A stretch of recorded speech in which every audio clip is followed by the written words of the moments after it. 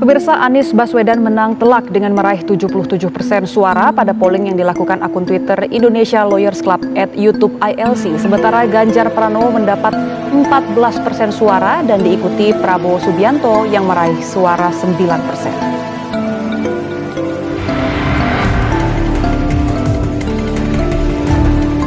Akun Twitter Indonesia Lawyers Club @YouTube ILC melakukan polling atau jajak pendapat mengenai 3 tokoh nasional yang berpeluang menjadi calon presiden di pemilu 2024 mendatang. Ketiga tokoh yang masuk ke dalam polling diantaranya Menteri Pertahanan Prabowo Subianto, Gubernur Jawa Tengah Ganjar Pranowo, dan Gubernur DKI Jakarta Anies Baswedan. Polling dibuka dengan pertanyaan, seandainya Pilpres diadakan saat ini, siapa pilihan Anda?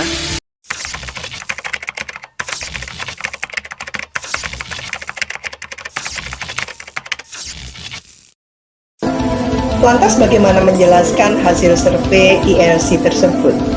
Apakah hasil itu dapat dimaknai bahwa pilihan responden terhadap Anies pada dasarnya beyond popularitas dan elektabilitasnya?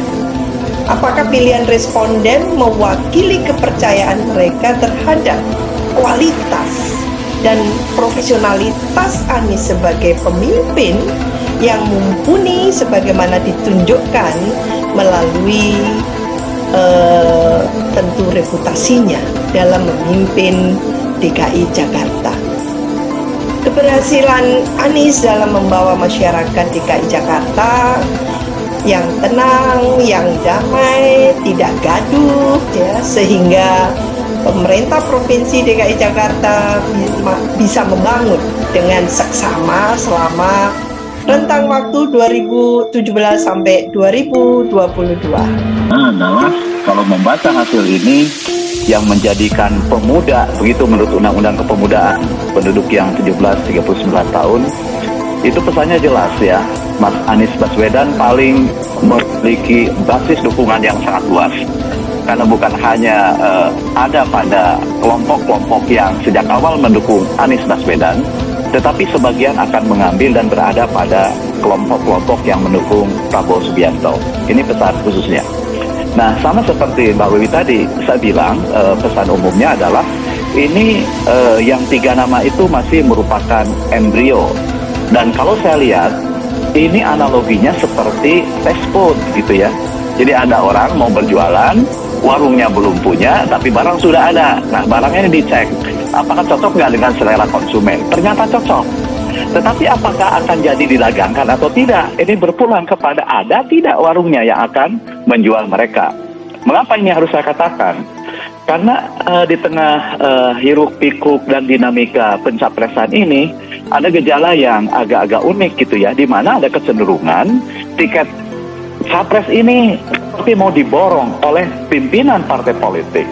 Bahkan mereka yang punya popularitas yang biasa-biasa saja itu tidak mengurangi niatnya untuk maju dalam pencapresan.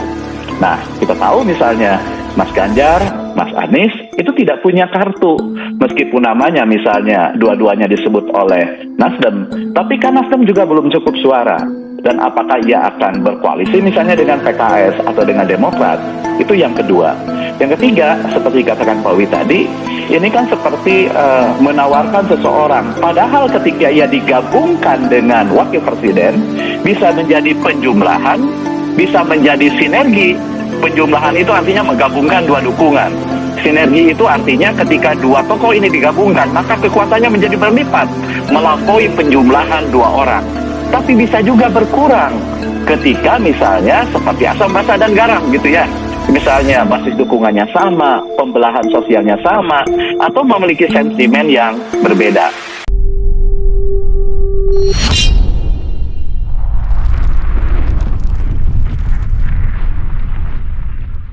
Elektabilitas Anies tinggi, berpeluang menang Pilpres 2024. Elektabilitas Gubernur DKI Jakarta Anies Baswedan selalu berada pada 3 besar survei politik. Hal itu membuat Anies secara hitungan kasar berpeluang memenangkan pemilihan presiden atau Pilpres 2024 mendatang. Direktur Eksekutif Indonesia Politician Review atau IPR, Ujang Komarudin mengatakan, tiket untuk Anies sejatinya tak akan sulit didapatkan Pasalnya, partai politik yang akan mengusung Anies Baswedan akan mendapatkan dampak elektoral untuk menghadapi pemilu yang digelar secara bersamaan dengan Pilpres.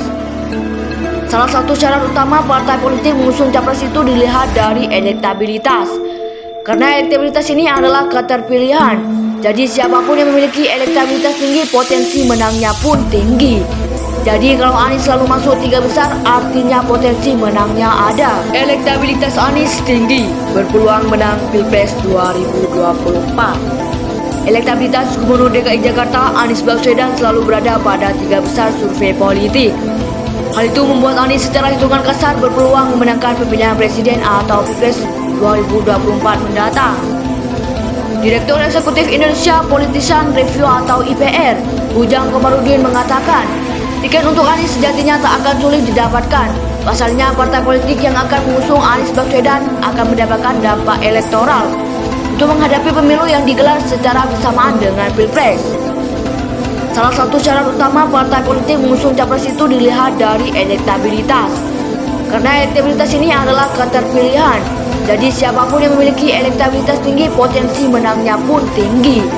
Jadi kalau Anies selalu masuk 3 besar, artinya potensi menangnya ada. Elektabilitas Anies tinggi, berpeluang menang Pilpres 2024. Elektabilitas Gubernur DKI Jakarta Anies Baswedan selalu berada pada 3 besar survei politik.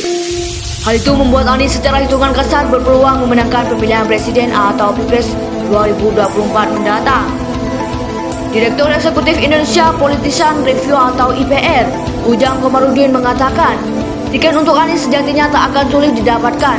Pasalnya, partai politik yang akan mengusung Anies Baswedan akan mendapatkan dampak elektoral untuk menghadapi pemilu yang digelar secara bersamaan dengan Pilpres. Salah satu syarat utama partai politik mengusung capres itu dilihat dari elektabilitas. Karena elektabilitas ini adalah keterpilihan. Jadi siapapun yang memiliki elektabilitas tinggi, potensi menangnya pun tinggi. Jadi kalau Anies selalu masuk 3 besar, artinya potensi menangnya ada. Elektabilitas Anies tinggi, berpeluang menang Pilpres 2024. Elektabilitas Gubernur DKI Jakarta Anies Baswedan selalu berada pada 3 besar survei politik. Hal itu membuat Anies secara hitungan kasar berpeluang memenangkan pemilihan presiden atau Pilpres 2024 mendatang.